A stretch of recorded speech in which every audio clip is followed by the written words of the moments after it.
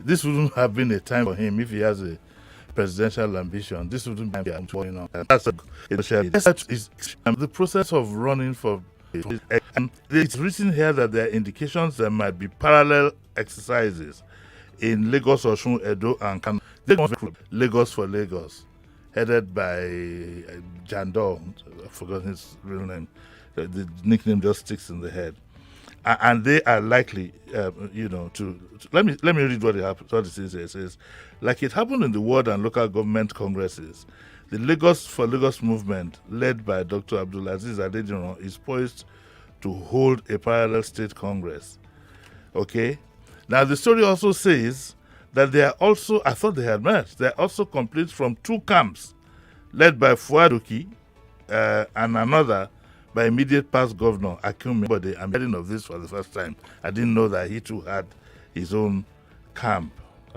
Well, nice. Yeah. This is a time to it's a free world. see Yes, their now, feelings. Yeah. now you know who the players are and what they might have in mind. And it is said here they might state parallel congresses against the mainstream APC led by Cornelius Odlabi, who we can say, since today is Friday, is in full control of Lagos APC, or so we think. So it's going to be very crucial. I hope it doesn't go. Well, how do you then determine the authentic APC?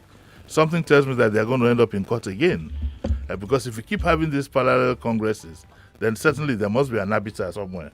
And the court might just be the place they'll be headed to. If that happens, then APC is starting on a very shaky ground. First of all, they have to face the problem of non-performance at national level, infighting. All this decamping itself, for me, is not really added. I wonder, for example, Femi Kanikayo, what value is brought to the APC, or a deputy governor in, I think it's from Enugu State or so, who they can. I wonder what value these people are bringing. But let's see how it goes. I'm not sure. Well, I mean, for political reasons, I think sometimes it's beyond if they're bringing a value. It's a weight that comes with their presence. What is the difference between value and weight? Well, when you say some of them have the audience. They have the which audience? They have followers. Which followers? When you say you wonder what somebody is bringing, that's what you mean. Have they contested for? And how do you determine if they have followers in the social media? Yeah. Okay, Femi has he ever attended the World Congress? Okay. I mean, let's get real. Let's get real, and don't let's get carried away by the hype that politicians throw at us. Well, what is their real value? They will answer their questions by themselves. You cost more. Like I thought you were sitting in for Oh them. no! That was just me playing the devil's advocate. But yeah, everybody will carry his own. APC is in that, and because you see, you cannot build a 25-story building on the foundation of a bungalow. Yeah. You know, and APC initially was a congregation of strange bedfellows who only had one interest: to grab power from Jonathan. Now that they have the power, they don't know what to do with it. They're fractionalized. In between, at presidency level, you have factions. You have what do they call these ones? You have factions. You have factions. No, after factions. No, not factions. These are not. You have at presidency level. I've forgotten. Somebody will remind me. Cabals. God bless you, Wemimo. Cabals. I shall to wait here. That nice. I like it. Look. If you guys haven't seen it, go on Facebook. Okay, so you can add this to the pile. Okay, yeah. Yes. So let's see another story here, right? COVID-19, federal government to establish mass vaccination sites across states. Nigeria least committed in West Africa to tackling inequality amid COVID-19. We're expecting some 3.5 million doses again. Coming in soon. You see, if we are going to join this story to what we read yesterday, you keep having a disjointed situation from this government. Yet the Buhari supporters they're unrelenting. They keep pointing at infrastructure and things like that, and we keep telling them, governance is not just about infrastructure. Getting simple things done is what we are talking about here. Yesterday you were given an order backing at you can't get access to the secretariat. So forth. Yes, you haven't seen. Here it says that they have plans. They're still having plans. to set up mass vaccination centers across the country. Ask anybody who has monitored what's going on in Ghana. It seems to be a Nigerian.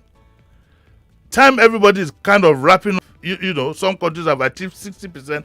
Our own chief with us, we've done only 1%. 1%.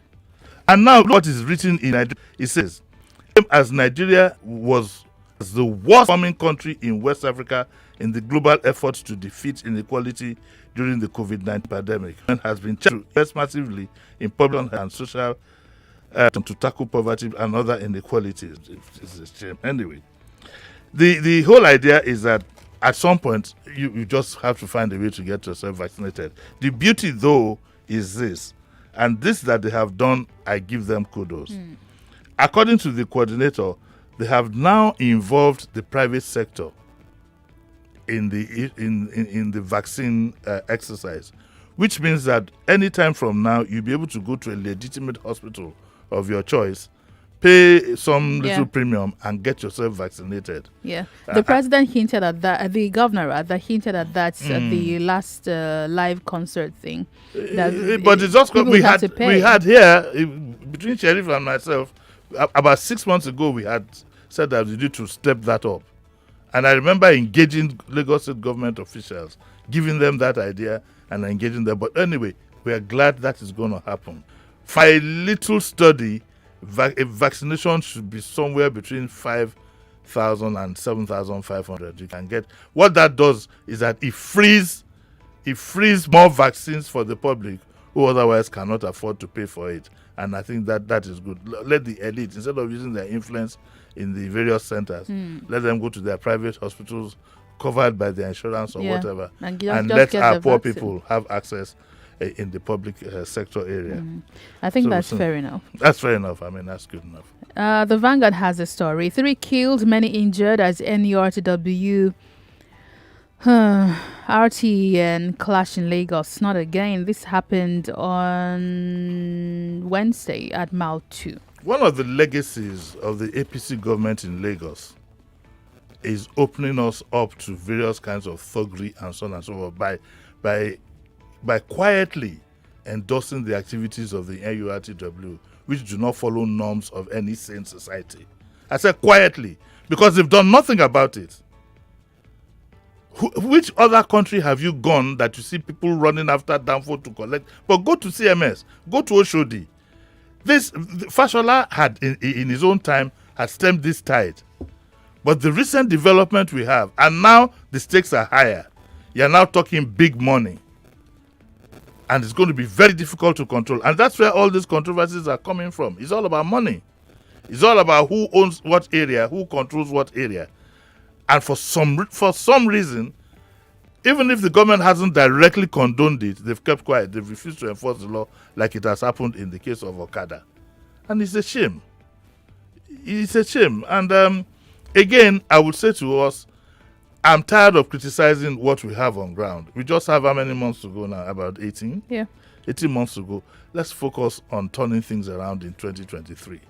I hope so. Yes, that is where we need to concentrate. Unfortunately, we say this almost every 4 years. Yeah, but listen, this time around, I am hoping that we will get it right. I hope so. There is no point criticizing people who have been deaf to your criticisms for close to 6 years. What's the point? Don't be caught unawares in 2023. That's where I believe we should be focusing on. And I think that will lead to the next story. Is that the story absolutely. Yes. So 1 year, there's going to be NC's commemoration. Youth have been urged to shun the planned protest. Femi Falana comes out here to say, read to ban public protest, according to Falana. Falana is a senior advocate of Nigeria, and I will know the law very well. So I can't argue with him. He has a very valid point. But what I plead with our people is let's concentrate on change. There's no point flogging a dead horse. Let us concentrate on change.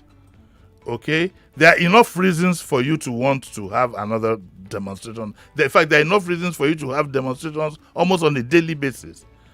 But how far is it going to? You cannot continue to whip a dead horse. Let us concentrate on change, on peaceful change. Because at the end of the day, we need to think deeply before we take certain actions and ask who gets affected at the end of the day, and then what do we gain. I think that window of opportunity that is open 18 months from now should not be jeopardized. And I hope that people are preparing to ask the correct questions this time, from candidates that present themselves, because that's usually the foundational issue. If you don't ask the thorough questions, well, it's one thing even to ask the thorough questions. It's another thing for you to be in a position to know whether the answers they've given you are correct or not. Right. But what we will say in the very first instance, please don't compromise. The 5,000 naira or whatever you will get, or party supporter, the 50,000 naira a month you will get as PA to some politician carrying his bag. Look at the politicians that we have. Why do you want to continue to serve them? When opportunities come, they put their children there. Look at the political appointments. They put their children, their cousins, their this, their that. And yet you keep following these people. I don't understand where all that is coming from. A candidate wants to run for presidency. His wife would run for Senate. His son will run for governorship. And you keep going there. Are you any different from these people's relatives, their sons, their daughters, and their cousins? So it's time that the youth took back power legitimately, and let us all stop behaving and thinking like lackeys.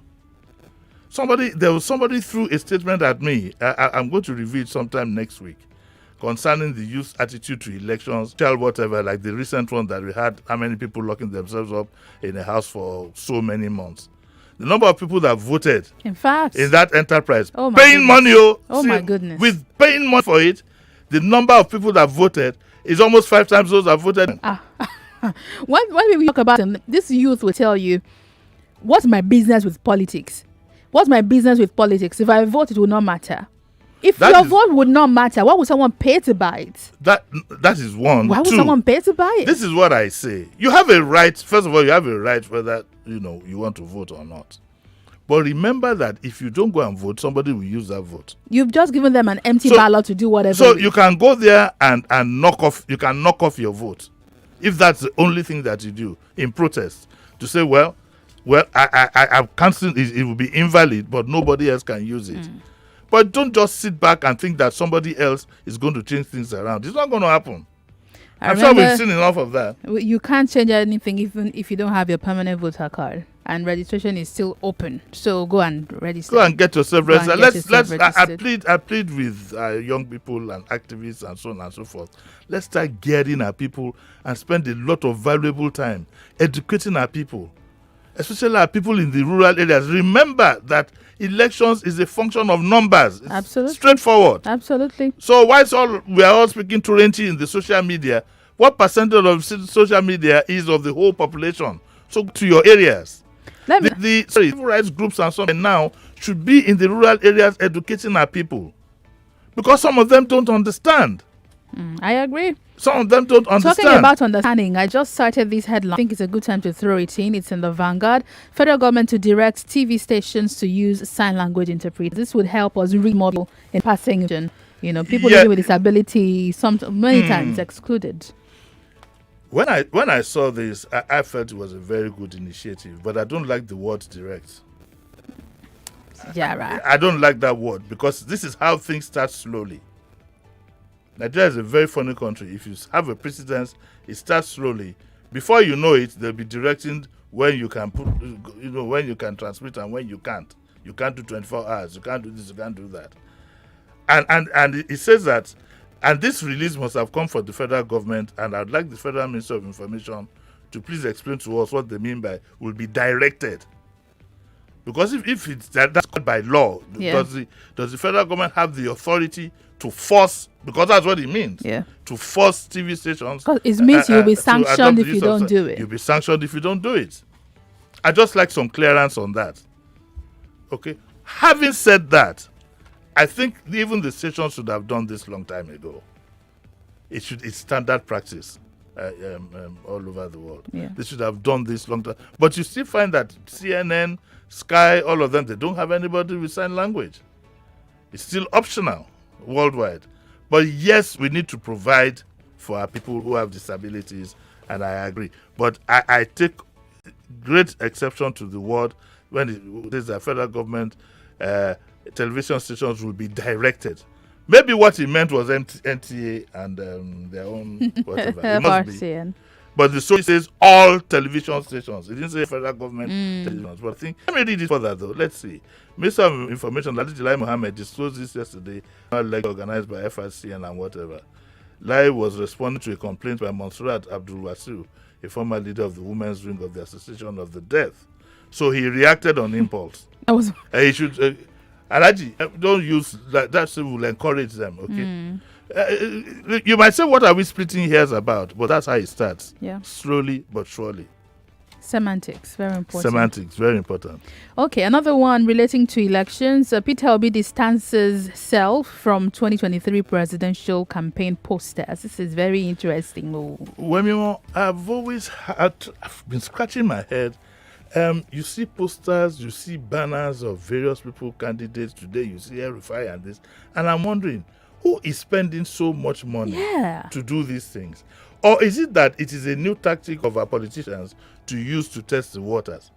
Peter Obi has been very, very visible in recent times. Yeah. And whether you like it or not, even though his name was in the Pandora Papers, and the man on the other hand says he admitted to having X million of dollars, but he says he only has 2 shoes and 1 wristwatch. That story is for another day. But I have a sense that Peter Obi wants to test the waters, and he probably wants to run. It's been quite visible. You can see these things coming. You don't need to be told when you're in this channel, that channel, this, that, then we know something is in the offing.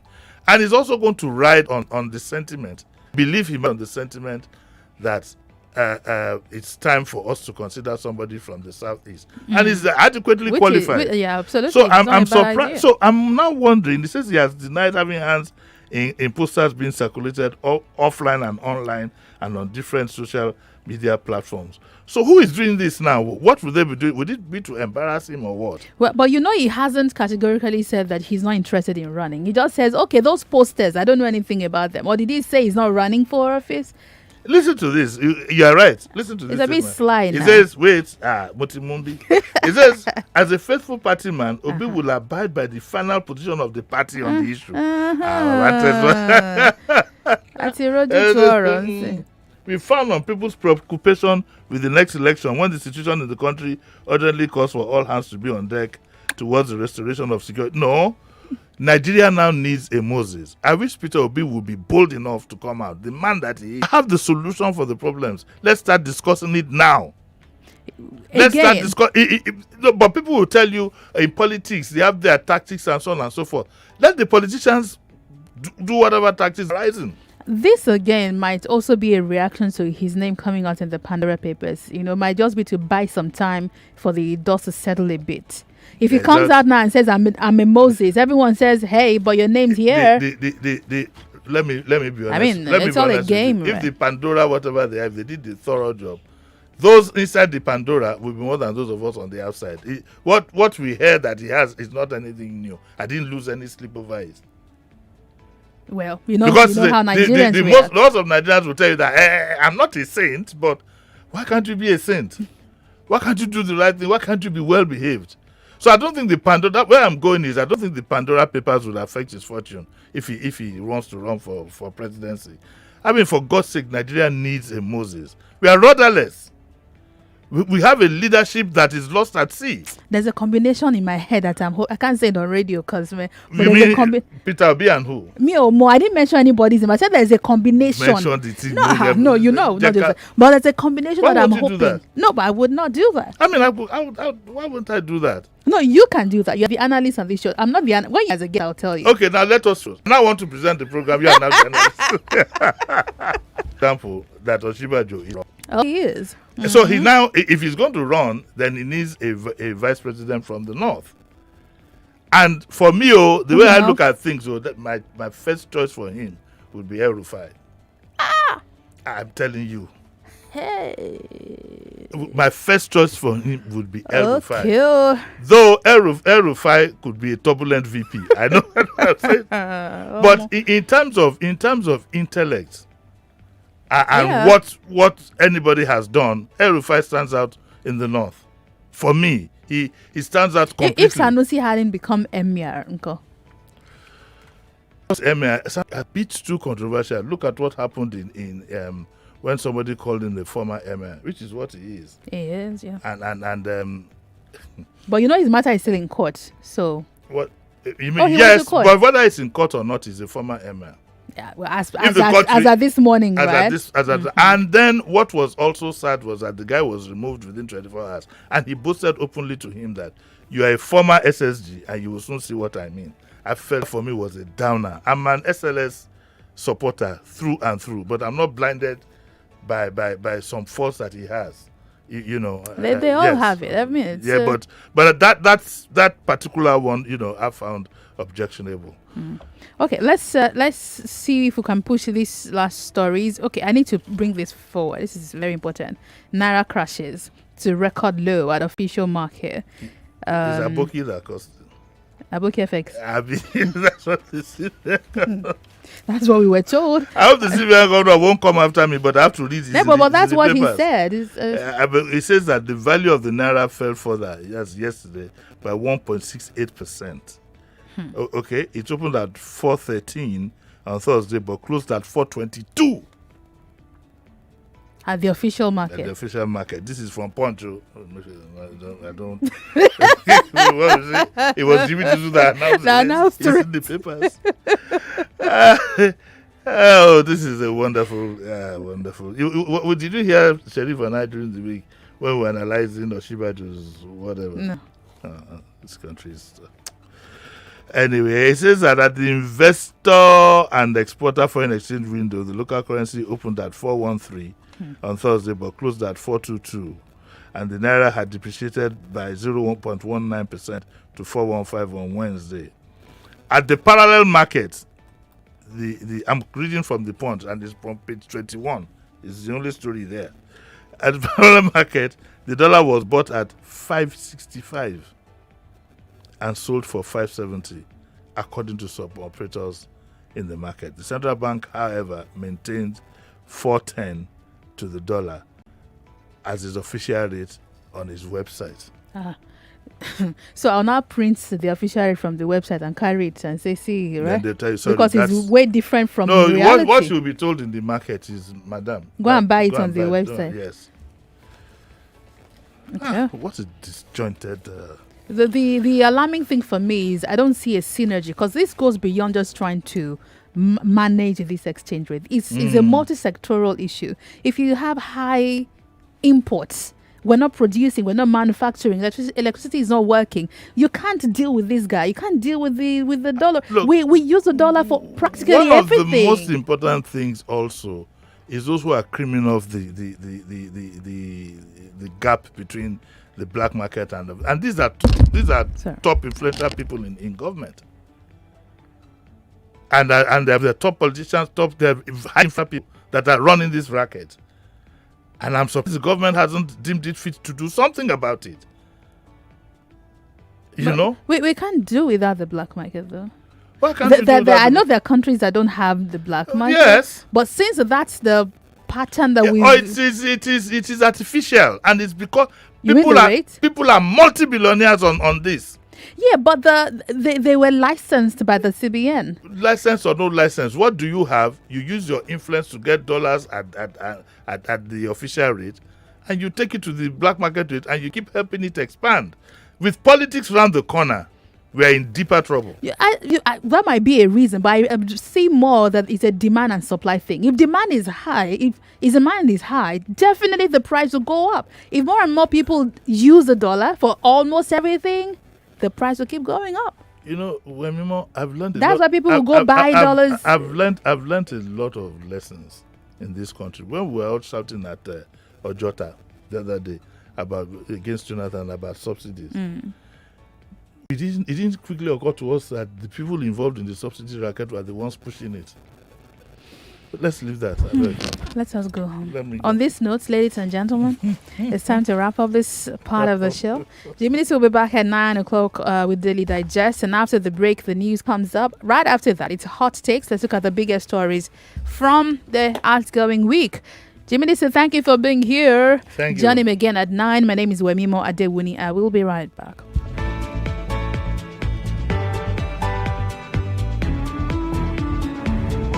99.3 Nigeria Info. We are more than just radio. Subscribe to our YouTube channel at Nigeria Info FM. Check us out on Facebook at Nigeria Info 99.3. Follow us on Twitter at Nigeria Info FM and on Instagram at Nigeria Info FM Lagos for live updates as it happens. 99.3 Nigeria Info. Let's talk.